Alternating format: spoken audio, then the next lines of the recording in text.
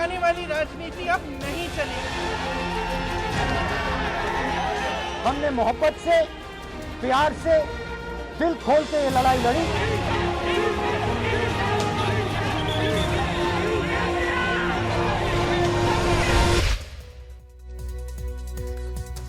नमस्कार, आप लोगों का स्वागत है इस विशेष प्रस्तुति में।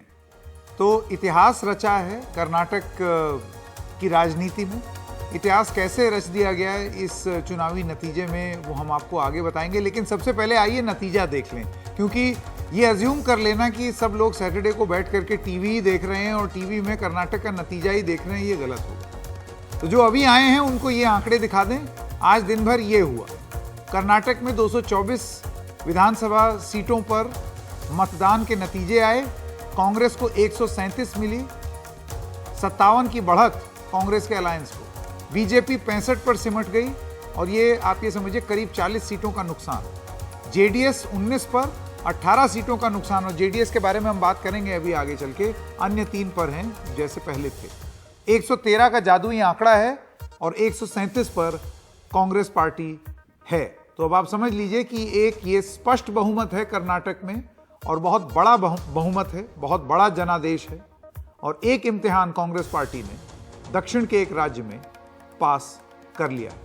आइए आपको कुछ और आंकड़े दिखाते हैं स्क्रीन पर। एक कंपैरिजन दिखाते हैं 2018 से 2023 के बीच में। ये 2 नक्शे हैं, जरा फुल फ्रेम आप देख लें। ये कर्नाटक के नक्शे हैं। 2018 में कर्नाटक कैसा दिखता था और 2023 में कर्नाटक कैसा दिख रहा है।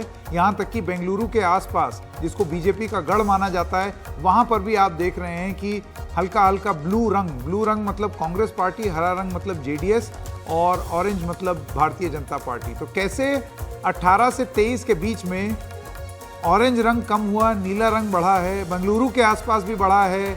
और अर्बन रूरल डिवाइड जिसके बारे में बोला जाता है कि रूरल को आप हल्के में मत लीजिए, ग्रामीण क्षेत्र जो हैं कर्नाटक के उनको हल्के में मत लीजिए। वो चुनाव बना और बिगाड़ सकते हैं और आगे के आंकड़ों में आपको समझ में आएगा कि कैसे कांग्रेस के पक्ष में ये चुनाव बदलें। कुछ और आंकड़े आपको दिखा दें स्क्रीन पर, जिससे आपको एक अंदाजा लगे कि क्यों ये जीत बहुत ही ऐतिहासिक जीत है कांग्रेस पार्टी के लिए। दरअसल हुआ ये है, और ये वो आंकड़े हैं आपके स्क्रीन पे। ये है 2018 से 2023 की तुलना। लेकिन कांग्रेस की जीत ये ऐतिहासिक क्यों है वो हम आपको स्क्रीन पर दिखाते हैं। सन 89 के बाद ये सबसे बड़ी जीत है कांग्रेस पार्टी के लिए। 1989 में 178 सीट्स, फुल फ्रेम जाते हैं क्योंकि आंकड़े बहुत ज्यादा हैं और उसके बाद चर्चा करेंगे इस पर। 89 में 178 सीट्स और वोट शेयर कांग्रेस का 43.7 था। 1994 में 115, उसके बाद 1999 में 132, और ये अलग अलग पार्टियां हैं, आप वो देख सकते हैं। जेडीएस 94 में थी, फिर कांग्रेस आई, फिर 2004 में 79 सीट्स कांग्रेस को मिली, 110 सीट मिली 2008 में, उसके बाद 122 सीटें मिली कांग्रेस को 36.6% वोट शेयर के साथ। लेकिन और 2018 में 104 मिली, जैसे कि आप देख सकते हैं 36.6% वोट शेयर के साथ ही भारतीय जनता पार्टी को। तो एक जैसे कि आप देख सकते हैं बड़े लंबे समय से, करीब 31 साल से 34, अगर मैं एकदम स्पेसिफिक हो जाऊं, बहुत ही स्पष्ट रूप से बहुमत नहीं आ रहा था। इस तरीके का बहुमत भी नहीं आ रहा था कि जिसमें आप ये कहें कि ये बहुत ही बड़ा मैंडेट है। तो वो अपना वोट शेयर का रिकॉर्ड तोड़ा है और इस बार का वोट शेयर ऐतिहासिक रहा है, 44 पार कर गया। वो चीज जैसे कि आप देख सकते हैं वोट शेयर की इसमें परसेंटेज की लिस्ट में, वो 89 से लेकर के अब तक वो चीज नहीं हुई। ये एक अनोखी बात हुई। और भी आंकड़े बताएंगे। चर्चा को हमने कई भाग में डिवाइड किया है ताकि आसानी से समझ में आए। मैं स्वागत करना चाहता हूं एक एक करके अपने मेहमानों का। सबसे पहले तो बधाई के पात्र अश्विन और पूर्णेंदु, एनडीटीवी के डेटा एनालिटिक्स टीम। आज दिन भर आंकड़ों में कोई गड़बड़ी नहीं हुई, बहुत अच्छे से सारे आंकड़े प्रस्तुत हो गए, जनता ने देख लिया। हमने और चैनलों की तरह फर्जी नंबर नहीं चलाए कि सुबह से 8:17 पे 200 सीट के नतीजे आ रहे हैं। 8:17 तो आप देर से कह रहे हैं। अच्छा, और जल्दी 8:03 पर 8:04 पर ही आंकड़े आने लगे थे। बताइए, 100 सीटों का नतीजा भी रुझान दिख रहे हैं तो बहुत बहुत धन्यवाद आपका। आपने बहुत बारीकी से डेटा को स्टडी किया है, तो आगे के कार्यक्रम में आप उसके बारे में बात जरूर कीजिएगा। और खासकर संकेत ये जो अभी आंकड़े दिखाया आपने विनर वाला जी। ये बहुत ही खूबसूरत आंकड़ा है। मेरे पास भी था लेकिन मुझे कभी बोलने का मौका नहीं मिल रहा था। ये आंकड़ा बहुत ही खूबसूरत आंकड़ा था। आप इसमें यहाँ बोलेंगे इस बारे में इसीलिए आंकड़े प्रस्तुत किए गए। मनीषा प्रियम जी सुबह से हमारे साथ हैं, बहुत दिनों से हमारे साथ हैं और लगातार बहुत ही बारीकी से सारे नुआंस आप समझा रही हैं कर्नाटक की राजनीति में। और बजरंग दल और बजरंग बली का खेला किसके लिए था, हम लोग क्या सोच रहे थे कि पैर में गोली मार ली कांग्रेस पार्टी ने और कांग्रेस असली में क्या करना चाहती थी, वो अब कुछ समझ में आ रहा है आपकी बात जो आप बोलती रहती थी। Professor Sanjay Kumar, opinion poll से लेकर के और आज यहाँ तक का सफर जो आपने उस समय जो दिखा रहा था उसमें मैंने तो मौका भी नहीं दिया आपको परिचय देने का, मैं स्वयं ही बोलने लगा था। अरे ये क्या बात थी आप परिचय के मोहताज नहीं है, लेकिन फिर भी ओपिनियन पोल से अब तक में क्या बदलाव आपने देखा इन नतीजे में, आपके प्रेडिक्शन के हिसाब से ही हैं या नहीं, उसके बारे में आगे बात करेंगे। हसन रिजवी जी पॉलिटिकल एनालिस्ट हैं, बहुत दिनों बाद एनडीटीवी पर आए हैं, आपका बहुत बहुत स्वागत हमारे साथ जुड़ने के लिए। और नीरजा चौधरी जी वरिष्ठ पत्रकार, बहुत करीब से आप देख रही हैं, इसका 24 पर असर क्या होगा उसके बारे में भी चर्चा करेंगे। पूर्णेंदु और अश्विनी, सबसे पहले आप दोनों से शुरू करना चाहते हैं एक एक करके। अगर आप ये जो आंकड़े हमने दिखाए खासतौर से वोट परसेंटेज वाले, उनका आपका असेसमेंट क्या है? पूर्णेंदु पहले संकेत, ये चुनाव कांग्रेस को 1989 के बाद ये तीसरी बार है जब पूर्ण बहुमत मिला है। लेकिन ये जो तीसरी बार जो बहुमत मिला है आज की तारीख में, वो पिछले दो से थोड़ा अलग है। उसकी वजह यह है कि जब 1999 में कांग्रेस ने 132 सीटें जीती, तो वो उसका जो बैकड्रॉप था कि जनता दल का स्प्लिट हुआ था। जनता दल दो पार्ट में बट गई थी, जनता दल यूनाइटेड और Janata Dal secular, H D Deve Gowda की पार्टी। तो उसका कहीं ना कहीं फायदा कांग्रेस को मिला था। तब बीजेपी उस स्तर की पार्टी नहीं हुआ करती थी कर्नाटक में।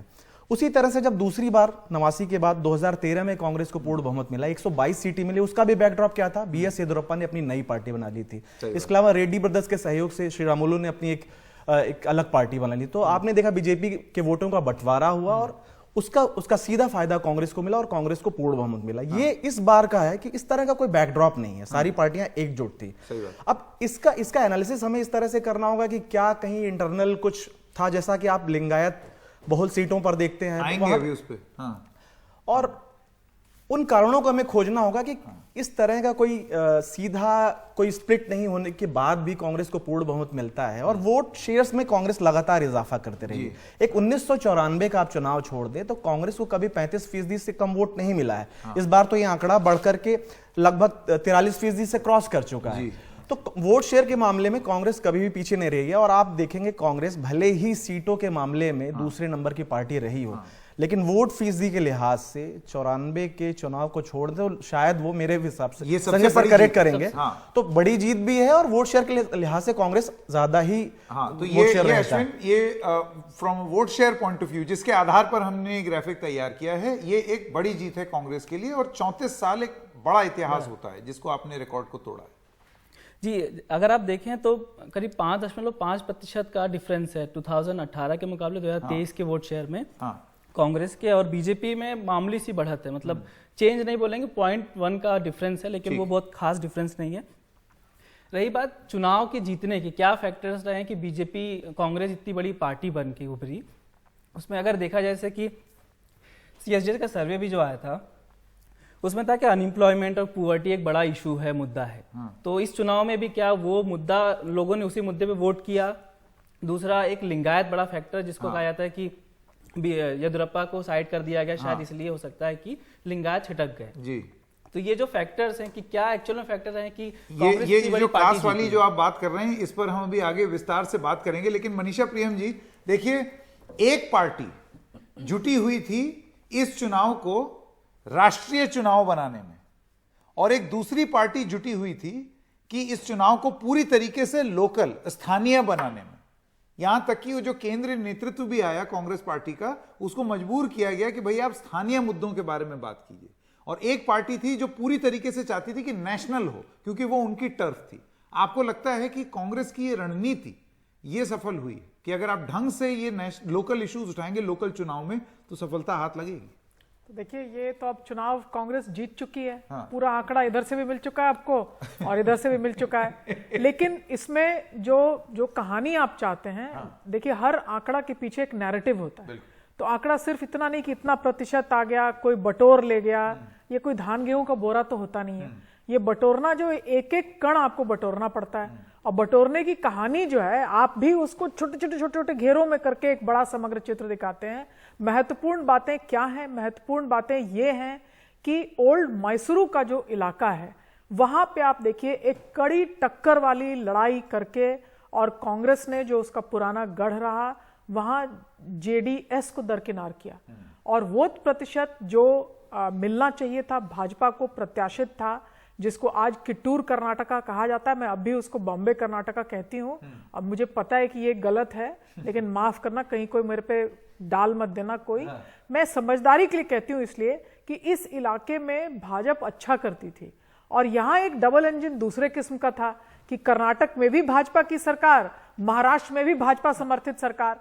इसके बावजूद भी कर्नाटक और महाराष्ट्र में जो तनातनी है इसके ऊपर, आप देखिए 2 साल से लोकल अखबारों के पन्नों को आप देखिए तो आपको पता चलेगा कि बिल्कुल तनातनी वाली उलट बोली की राजनीति बाउंड्री के इधर और बाउंड्री के उधर हो रही थी। और महाराष्ट्र एकीकरण समिति जो है वो उसका दिन ढल चुका है, उसके बावजूद भी रीजनल पार्टी के डिक्लाइन का फायदा भी भाजपा को नहीं हुआ। लिंगायत मठों का जनाधार वहां ज्यादा होने के बावजूद भी नहीं हुआ, और इस इलाके को किट्टूर कर्नाटका इसलिए भी कहा गया कि भाजपा जो है उसने कहा, बसवराज बोम्मई ने जो कर्नाटक का राज्योत्सव है उस दिन कहा कि जिस दिन हम राज्योत्सव मनाते हैं उस तरफ महाराष्ट्र में उस दिन काला दिवस मनाया जाता है। तो इस इलाके के साथ हम अब बॉम्बे का नाम ही नहीं जोड़ना चाहते, हम यहाँ के स्थानीय इलाकों पे लड़ेंगे।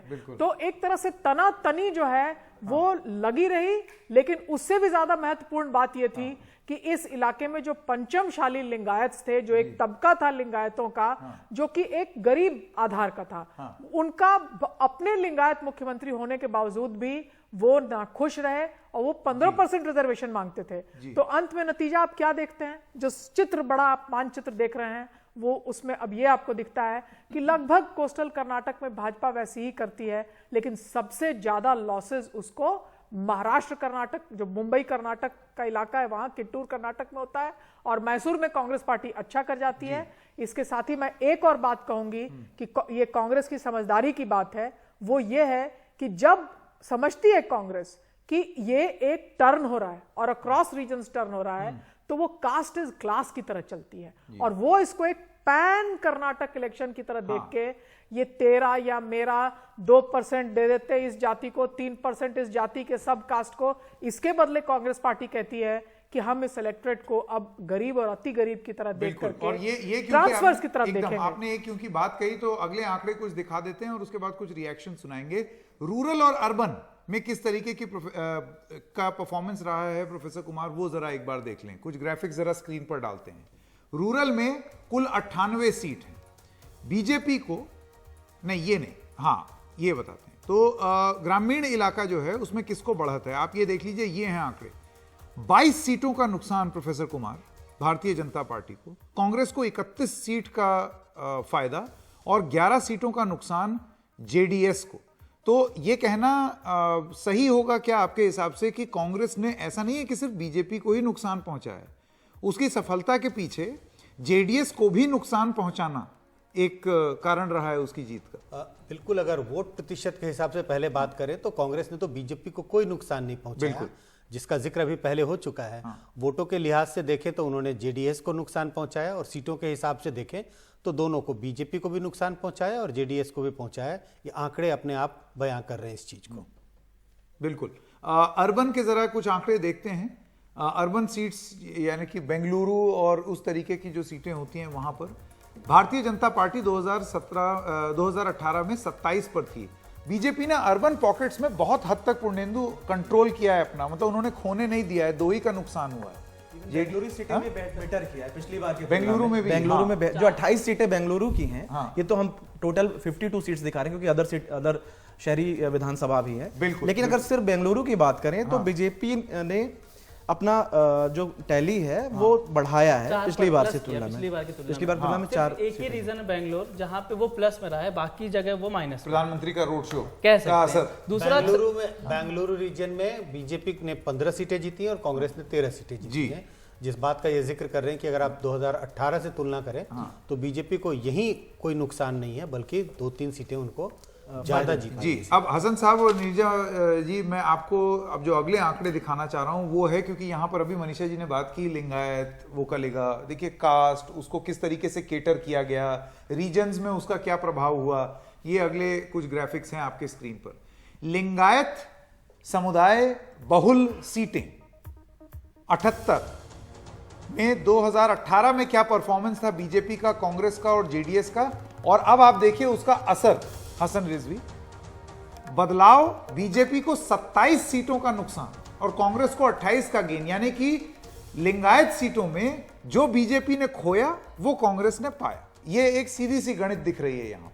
वहीं वोकलिगा का अगर आप देख लें तो 44 सीटें ऐसी हैं जहां पर वोकलिगा बहुल इलाके हैं, वहां बीजेपी को 1 सीट की बढ़त मिली है, 1 सीट बढ़ी है, लेकिन कांग्रेस को 12 की बढ़त मिली है। और यहां नुकसान कांग्रेस ने जो गेन किया है वो जेडीएस की वजह से किया, यानी कि जेडीएस ध्वस्त हुई और इस वजह से जो अनुसूचित जाति सीटें हैं वहां पर आप देख रहे हैं, जो आरक्षित सीटें हैं वहां पर एक फायदा मिला है कांग्रेस पार्टी को। देखिए संगीत साहब, हमको शुरू से इस बात का ऑब्जेक्शन रहा है कि जो परंपरागत चुनावी प्रबंधन जिसको बोलते थे कि कौन आदमी किस कास्ट का जा रहा है पार्टी को छोड़कर, बीजेपी की बात की तो शेट्टर साहब चले गए, ईश्वरप्पा चले गए, या कांग्रेस की जहां जीतती थी या हारती थी तो हम लोग बैठ कर ये बात करते थे कि भाई ऐसा है कि डिवाइडेड लीडरशिप थी, ये पहले से तय नहीं था कि मुख्यमंत्री कौन होगा, दोनों आदमी के गुट अलग अलग थे, फलां को टिकट नहीं मिला। हम ये बात 2014 के बाद से हाईलाइट करते आते हैं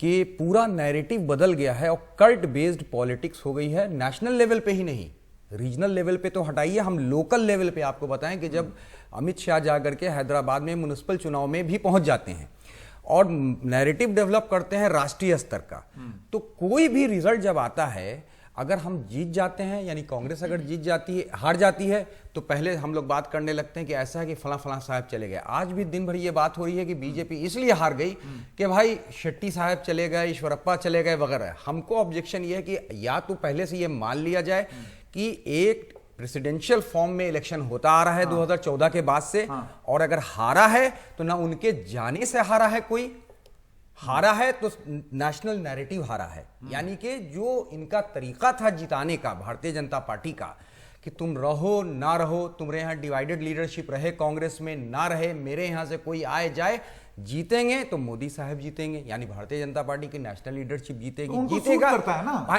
सूट करता है। हम ये बताना है, आज हम लोग और जब ये उनको डेटा सफलता देखते भी मिली है कुछ राज्यों में, ऐसा नहीं है कि ये फॉर्मूला तो काम नहीं किया। ये संकेत साहब, ये जितना 34 साल में ये जो रिजल्ट आया है, ये आंख खोलने वाला भारतीय जनता पार्टी के लिए भी है और आरएसएस के लिए भी है कि आप अगर ये सोचते चले आ रहे हैं तो हो सकता है कि 120-22 सीट पे अगर ये रहते, 112-13 सीट लाते और जेडीएस मिला के आती, तब आप कह सकते थे कि तुम्हारा अभी भी काम चल सकता है।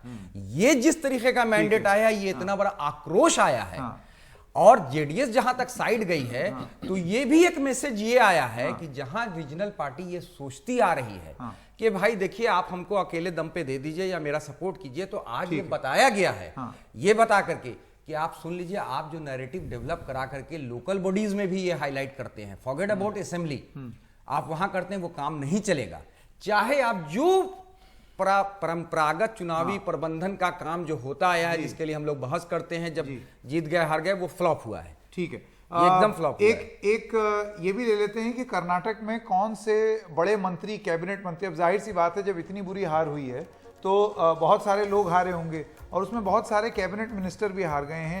ये उनकी लिस्ट है, जैसे कि ये स्क्रीन पर आप देख सकते हैं, पूर्णेंदु, ये बड़े बड़े मंत्री हैं, कोई छोटे मोटे लोग मंत्री हैं, गोविंद करजोल साहब, तो उनकी हार हुई। और बी श्रीरामुलु की भी हार चौंकाने वाली, जब वो बीजेपी से अलग हो गए थे उसके बाद भी जीत गए थे, लेकिन इस बार खुद हार गए। बिल्कुल, वी सोमन्ना हो गए, जेसी मधुस्वामी हो गए, मुरुगेश रुद्रप्पा, ये सारे लोग जो हैं बड़े बड़े नेता हैं। इनके नए विधायक चेहरा थे, इनके सीटी रवि नए गौड़ा नेतृत्व के चेहरे थे, तो ये सब प्रेफर्ड लीडरशिप थी। बिल्कुल, तो आप सेकंड रंग को आप देख लीजिए कि नए लीडरशिप को जो आपने प्रमोट किया लिंगायतों में और इनमें भी, वो नहीं जीत पाए हैं। और श्रीरामुलु जो थे, ये अभी से 1.5 साल पहले तक भी जो मंदिर टेम्पल फेयर में एक अल्पसंख्यक जो हमारे यहाँ समुदाय है, मैं नाम नहीं लेती, मुझे अच्छा नहीं लगता, कहा गया कि ये मेला में जो है अपना दुकान नहीं लगाएंगे।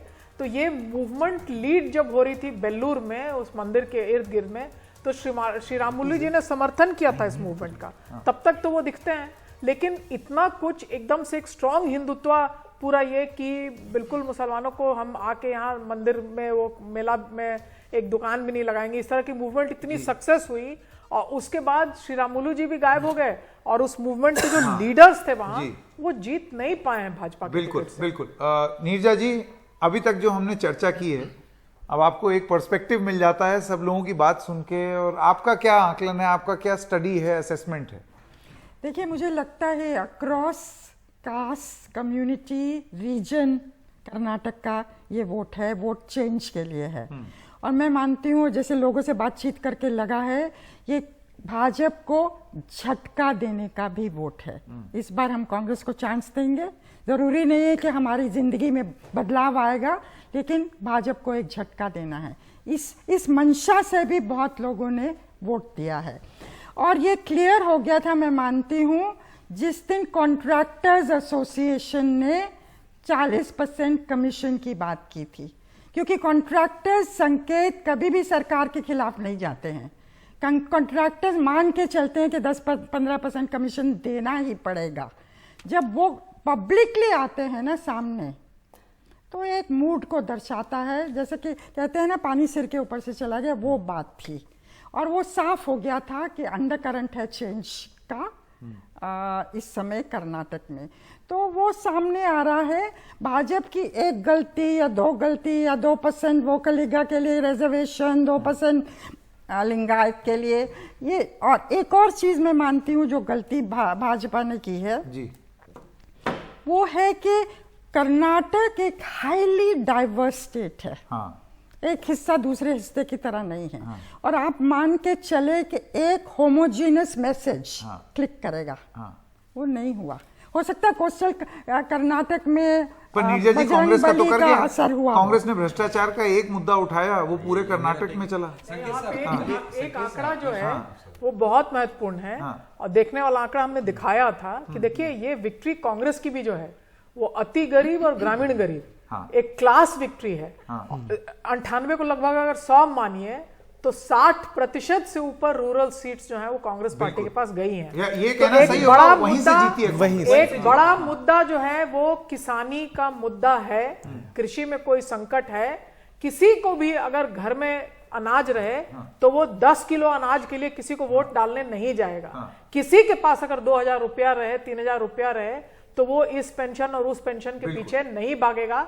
तो कृषि के संकट का मुद्दा एक संकट था जिसको कांग्रेस टैप इन कर पाई। No, if you see across regions also, rural votes 68 सीटें जो है लगभग 98 में से 98 में से 60 सीटें जो है वो कांग्रेस पार्टी के पास ग्रामीण इलाके में है, और ये अक्रॉस द रीजन है। बहुत बड़ा आंकड़ा है। नहीं, ये क्लास डिवाइड की बात हो रही है। कह रहे हैं कि कर्नाटक में अगर इस चुनाव के नतीजों को देखें तो इसमें एक आपको गरीब और अमीर का वोट का अंतर दिखाई पड़ता है। संकेत, आपको याद होगा जब एनडीटीवी के साथ हमने प्री पोल सर्वे किया था, जो 22 अप्रैल से 28 अप्रैल के बीच दिखाया गया था, और उसमें एक स्लाइड था जो हमने ये कहा था कि कौन से लोग सरकार को दोबारा चुनना नहीं चाहते हैं।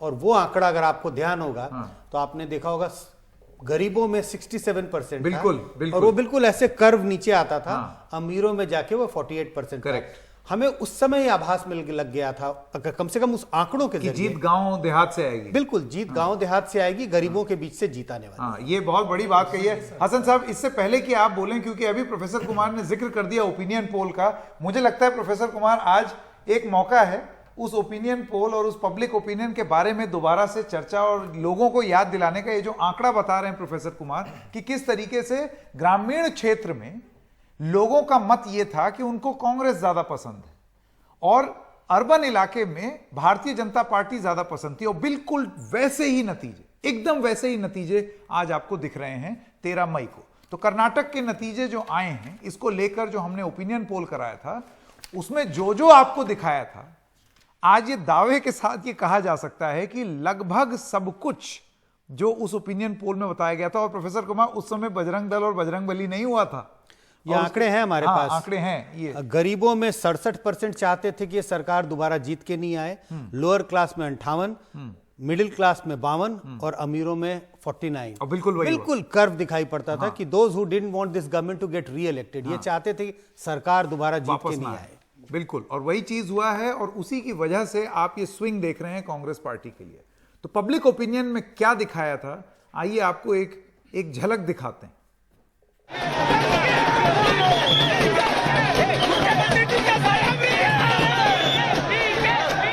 डिलीवर कर्नाटक चुनाव के नतीजे आ चुके हैं। कर्नाटक में कांग्रेस की सरकार बनने जा रही है। बीजेपी का वोट शेयर पिछले चुनाव के मुकाबले लगभग बराबर ही है, लेकिन कुर्सी चली गई है। कर्नाटक चुनाव के जो नतीजे आए हैं उसका बहुत हद तक अंदाजा एनडीटीवी लोकनीति सीएसडीएस के सर्वे पब्लिक ओपिनियन ने लगाया था। नमस्कार, पब्लिक ओपिनियन में आपका स्वागत है। तो ये नाम नहीं पढ़ा गया और लोगों ने स्वयं इतने परसेंट लोगों ने अलग अलग व्यक्तियों का नाम लिया, जो भी आपकी स्क्रीन पे दिखाया जा रहा है। 1 और 2 मई 2023 को प्रसारित पब्लिक ओपिनियन में हमने दिखाया था कि कैसे सर्वे में शामिल होने वाले 67% गरीब तबके के लोग चाहते हैं कि सरकार बदले। इसी तरह 58% निम्न मध्यम वर्ग, 52% मध्यम वर्ग और 49% अमीर चाहते हैं कि सरकार बदले। एनडीटीवी लोकनीति सीएसडीएस सर्वे से पता चला था कि कर्नाटक के ग्रामीण इलाकों में 61% लोग बम्बई सरकार से नाखुश हैं। वहीं शहरी इलाकों में भी 50% लोग सरकार से खुश नहीं हैं। सर्वे में ये भी निकल कर आया था कि कांग्रेस नेता सिद्धारमैया बतौर सीएम 40% लोगों की पहली पसंद है, जबकि सिर्फ 22% लोग बम्बई को सीएम चाहते हैं। कर्नाटक के वोटर का मूड क्या है, इसका अंदाजा हमारे सर्वे में इस सवाल से भी लग रहा था। हमने पूछा था कि सबसे बड़ा चुनावी मुद्दा क्या है। सबसे ज्यादा 28% लोगों ने कहा था बेरोजगारी। दूसरा सबसे बड़ा मुद्दा था गरीबी। 25% लोगों ने कहा था कि गरीबी सबसे बड़ा मुद्दा है। कर्नाटक की बम्बई सरकार और केंद्र सरकार के काम से कितने लोग संतुष्ट हैं? हमारे सर्वे में सिर्फ 27% लोगों ने कहा था कि वो राज्य सरकार के काम से पूरी तरह से संतुष्ट हैं। 36% लोगों ने कहा था कि कुछ हद तक संतुष्ट हैं। 13% लोगों ने कहा था कि कुछ हद तक असंतुष्ट हैं और 19% लोगों ने कहा था कि पूरी तरह से असंतुष्ट हैं। हालांकि इसी सर्वे में ये सामने आया था कि 42% लोग केंद्र सरकार के काम से कुछ हद तक संतुष्ट हैं और 24% लोग पूरी तरह से संतुष्ट हैं। इस तरह से 66% लोग केंद्र के काम से नाखुश नहीं हैं। बता दें कि पब्लिक ओपिनियन एनडीटीवी का एक खास कार्यक्रम है जिसमें हम अलग अलग मुद्दों पर पब्लिक ओपिनियन को जानने की कोशिश करते हैं। इसी की पहली कड़ी था कर्नाटक चुनाव से पहले जनता का मूड जानने के लिए ये सर्वे। कर्नाटक चुनाव के नतीजों से साफ है कि हमारा सर्वे सटीक था।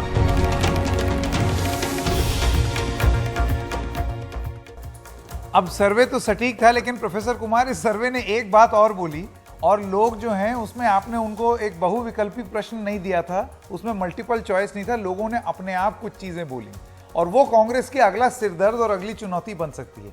मुख्यमंत्री कौन? सर्वे बताता है 40% लोगों को सिद्धारमैया चाहिए। बिल्कुल, ये सर्वे के आंकड़े तो बहुत साफ बताते हैं कि जनता की पसंद कौन है। अब कल देखना है, कल कांग्रेस पार्टी की मीटिंग हो रही है, सीएलपी की मीटिंग है। अब उसमें लेजिस्लेचर की पसंद कौन होती है ये तो कल देखने वाली बात है, लेकिन जनता के हिसाब से तो पसंद बहुत एक तरफा है, बहुत ही क्लियर है। नीरजा जी, आपको लगता है कि कांग्रेस को, जो हम हर राज्य में देखते हैं, एक कुश्ती शुरू हो जाती है जीत के एकदम बाद, 2 पावर सेंटर और दोनों में लड़ाई, हर राज्य में कांग्रेस में आप यही समस्या देख रही हैं। कुछ वैसी स्थिति यहां पर कांग्रेस को अवॉइड करनी चाहिए, खासतौर से इतने मुबारक मैंडेट के बाद।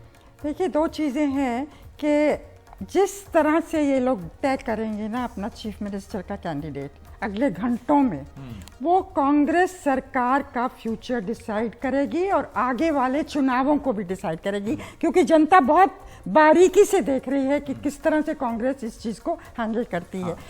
कैंपेन के दौरान बहुत खूबी से इन्होंने कहा, दोनों ने कहा कि हम कंटेंडर्स हैं, लेकिन एमएलएस डिसाइड करेंगे और हाईकमान डिसाइड करेगा। बहुत सोफिस्टिकेशन से उन्होंने ये बात कही थी। अपने डिफरेंसेस सामने नहीं आने चाहिए। लेकिन मैं एक चीज मानती हूँ कि मालूम था कि चांसेस हैं जीतने के, मालूम था दो बहुत स्ट्रॉन्ग कंटेंडर्स हैं। जहाँ तक डीके शिव कुमार है, मनी उनको मोबिलाइज करना पड़ेगा नेशनल इलेक्शंस के लिए भी, बहुत ज़रूरी ये रोल है उनका। और सिद्धरामैया ये जो पुराना हिंदा का जो पॉलिटिक्स है, जो ओबीसी मुस्लिम और दलित का कॉम्बिनेशन की पॉलिटिक्स है, जो कि कांग्रेस की वोट बेच रही है, उसको रिप्रेजेंट करते हैं। तो कहीं ना कहीं हाईकमांड को ये तय कर लेना चाहिए था पहले से कि पावर शेयरिंग फॉर्मूला क्या होगा। मान लीजिए सिद्धरामैया सीएम बनते हैं क्योंकि ज्यादा पॉपुलर तो है, डीके शिव कुमार क्या बनेंगे? तो क्या मजबूत चीज, ठोस चीज, रिस्पॉन्सिबिलिटी डीके शिव कुमार को देनी चाहिए और उनको राजी करना चाहिए। देखिए, हो सकता है जब इतना सोच के गए हैं, इतना प्लान टू परफेक्शन किया है, तो हो सकता है आगे ये भी किया हो, हमें क्या मालूम, तो कल परसों में पता चल जाएगा। पर वक्त खत्म हो गया। आप सब लोगों का बहुत बहुत धन्यवाद हमारे साथ जुड़ने के लिए। एक छोटे से ब्रेक के लिए रुक रहे हैं, ब्रेक के बाद आएंगे। तो ऐसा नहीं है कि हम और चुनावों को भूल गए हैं, और इससे पहले कि हम छोटी सी ब्रेक लें, ए नारायण स्वामी जी हैं केंद्रीय मंत्री, वो भी हमारे साथ जुड़ रहे हैं। नारायण स्वामी जी, आपका बहुत बहुत स्वागत। आपसे ये पूछना चाहता हूं कि किस तरीके से आप जवाब देंगे, क्या आपका असेसमेंट रहेगा? Sir, we thought that we will be retaining the Karnataka. This election poll result was announced, but what happens now? We have not expected this result. We lose so many seats in Karnataka because of the caste. Because of the caste only, we lose the election in Karnataka. तो आप मानते हैं कि cast calculation की वजह से आप हारे हैं? Definitely. And that's the only reason. Because the people are not thinking about the development of the country. If the people think about the development of the Narayan country, Swami ji, ये definitely तो we will आपने are you challenging the might and mandate of the people? Definitely, sir. Definitely, because the peoples must think about the development of the country. Since from 2014, what is happening in the country? But wouldn't you rather respect the mandate of the people? लोगों का जो मत है, आप उसकी इज्जत नहीं करेंगे? We will welcome the mandate of the peoples of Karnataka. Whatever the mandate is come now, we know that we will not dispute the mandate of the people. ठीक है, ठीक है। बहुत बहुत धन्यवाद नारायण स्वामी जी हमारे साथ जुड़ने के लिए। एक छोटे से ब्रेक के लिए रुक रहे हैं। ब्रेक के बाद जब आएंगे, जैसे कि मैं कह रहा था, और चुनाव नहीं भूलें। यूपी में स्थानीय निकाय चुनाव के भी नतीजे आए हैं, और जालंधर में आम आदमी पार्टी ने अपना लोकसभा का एक खाता भी खोल लिया है। इस सब के बारे में बताएंगे ब्रेक के बाद।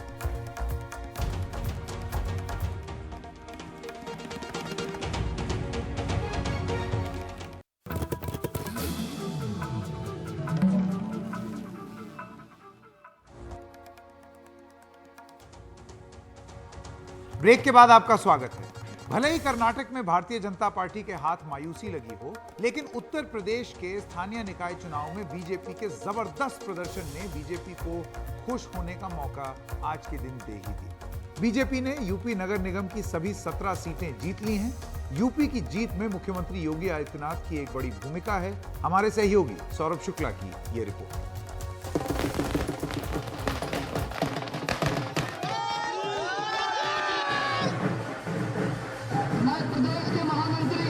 कर्नाटक में मायूस बीजेपी यूपी में बेहद खुश नजर आई। अमूमन तल्ख तेवर दिखाने वाले यूपी के मुख्यमंत्री योगी आदित्यनाथ भी मुस्कुराकर कार्यकर्ताओं और पार्टी नेताओं से मिलने यूपी बीजेपी कार्यालय पहुंचे। नो कर्फ्यू, नो दंगा, यूपी में सब चंगा। योगी आदित्यनाथ ने यूपी के निकाय चुनावों में ताबड़तोड़ 50 रैलियां की थी। यूपी में चंगा है ना।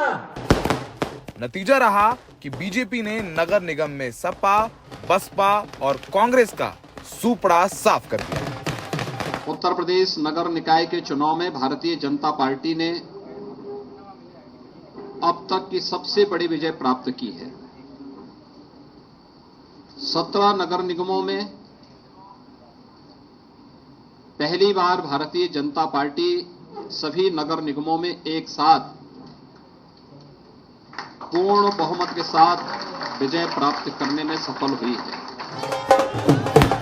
बीजेपी ने नगर निगम के अलावा नगर पालिका और नगर पंचायत में भी जबरदस्त प्रदर्शन किया। नगर निगम में जहां बीजेपी ने 17 की 17 सीटें जीती, तो नगर पालिका अध्यक्ष बीजेपी के 98 जीते, सपा के 39, बीएसपी के 18, कांग्रेस के 4 और अन्य के खाते में 40 गए। नगर पंचायत अध्यक्ष की बात करें तो बीजेपी 193, समाजवादी पार्टी 88, बसपा 42, कांग्रेस 6 और निर्दलीय 177 उम्मीदवार चुनाव जीते हैं। वहीं विधानसभा की 2 सीटों पर उपचुनाव भी हुए। मिर्जापुर की 96 से भी बीजेपी जीती और रामपुर की स्वार सीट से भी बीजेपी ने बाजी मारी। दिलचस्प रहा कि बीजेपी के 7 मुस्लिम पार्षद उम्मीदवार भी चुनाव जीतकर आए हैं। यूपी निकाय चुनाव में आम आदमी पार्टी ने भी अपना खाता खोला। आम आदमी पार्टी के 9 चेयरमैन प्रत्याशी चुनाव जीतकर आए। यूपी निकाय चुनावों के नतीजों पर सपा प्रमुख ने तो प्रतिक्रिया नहीं दी, पर उन्होंने कर्नाटक में बीजेपी की हार पर ट्वीट कर जरूर बीजेपी पर तंज कस दिया। निकाय चुनाव के नतीजों के बाद यूपी के मुख्यमंत्री योगी आदित्यनाथ का प्रदेश और राष्ट्रीय राजनीति में भी कद और बढ़ गया है। दिलचस्प रहा कि मुस्लिम वोटों का जबरदस्त बंटवारा देखने को मिला, जो कि विधानसभा चुनाव में सपा को मिला था। क्या ये निकाय चुनाव के नतीजे और मुस्लिम वोटों में हुआ जबरदस्त बंटवारा लोकसभा के लिए सपा और कांग्रेस को साथ ला पाएंगे? दिल्ली में सहयोगी मोहम्मद मुरसलीन और लखनऊ में राजेश गुप्ता और विनीत के साथ सौरभ शुक्ला, एनडीटीवी इंडिया। आम आदमी पार्टी ने जालंधर लोकसभा सीट पर जबरदस्त जीत दर्ज की है। 1999 से यह सीट लगातार कांग्रेस जीत रही थी, लेकिन इस बार आम आदमी पार्टी ने यह सीट कांग्रेस से छीन ली है और इसके साथ आम आदमी पार्टी ने लोकसभा में अपना खाता भी खोल लिया है। हमारे संवाददाता शरद शर्मा बता रहे हैं, आखिर ये एक सीट जीतना आम आदमी पार्टी के लिए इतना अहम, वो भी 2024 से पहले, क्यों है?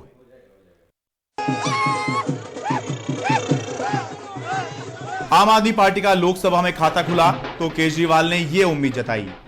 आखिर आम आदमी पार्टी ने सबको चौंकाते हुए जालंधर लोकसभा उपचुनाव जीत लिया और 24 साल पुराना कांग्रेस का किला ध्वस्त कर दिया। 1999 से यह सीट लगातार कांग्रेस जीत रही थी। आप उम्मीदवार सुशील कुमार रिंकू ने कांग्रेस उम्मीदवार करमजीत कौर चौधरी को 58,691 वोटों से हराया। शिरोमणि अकाली दल तीसरे नंबर पर और बीजेपी चौथे नंबर पर रही। कांग्रेस सांसद संतोष चौधरी के निधन से सीट खाली हुई थी। कांग्रेस ने दिवंगत सांसद की पत्नी को उम्मीदवार बनाकर सहानुभूति लहर की उम्मीद की, लेकिन आप भारी पड़ गई। पंजाब के मुख्यमंत्री भगवंत मान का घर होते हुए भी बीते साल संगरूर जैसी सीट बेहद मजबूत स्थिति में भी आम आदमी पार्टी हार गई थी, लेकिन जालंधर में कमजोर आंके जाने के बाद भी पार्टी सीट जीत गई। एक ही फैक्टर था, वो था काम। पिछले 1 साल के अंदर मान साहब के नेतृत्व में पंजाब की आम आदमी पार्टी की सरकार ने जो काम किया है, वो काम अपने आप में बोलता है। हर क्षेत्र के अंदर बिजली फ्री हो गई, बिजली के पावर कट लगने बंद हो गए। कोई सोच नहीं सकता था पहले 7-7, 8-8 घंटे के, साल भर पहले पंजाब में पावर कट लगते थे, अब पावर कट नहीं लगते पंजाब के अंदर। बिजली ठीक हो गई, अब मोहल्ला क्लिनिक बनने चालू हो गए।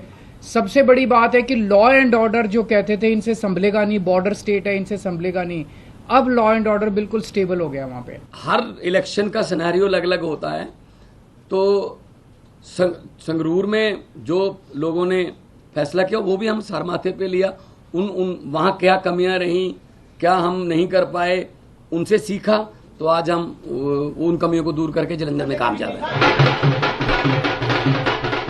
आम आदमी पार्टी के लिए ये चुनाव बहुत अहम था।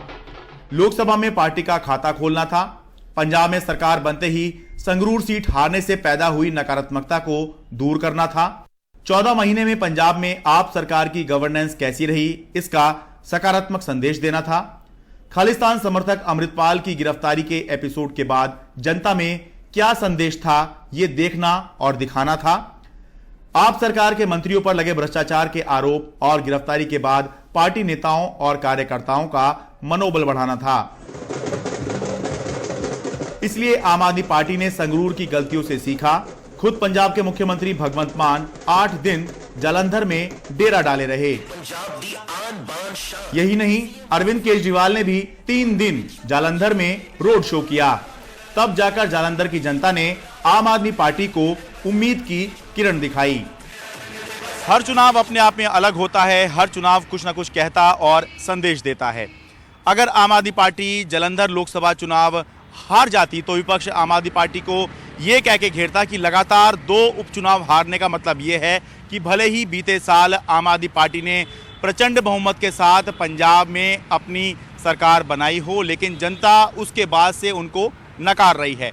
लेकिन अब क्योंकि आम आदमी पार्टी जालंधर लोकसभा उपचुनाव जीत गई है तो आम आदमी पार्टी इसको ये कह के प्रचारित करेगी कि आम आदमी पार्टी की सरकार के कामों पर ये जनता की मोहर है। दिल्ली से अपने कैमरा सहयोगी सुशील लाठी के साथ मैं शरद शर्मा, एनडीटीवी इंडिया।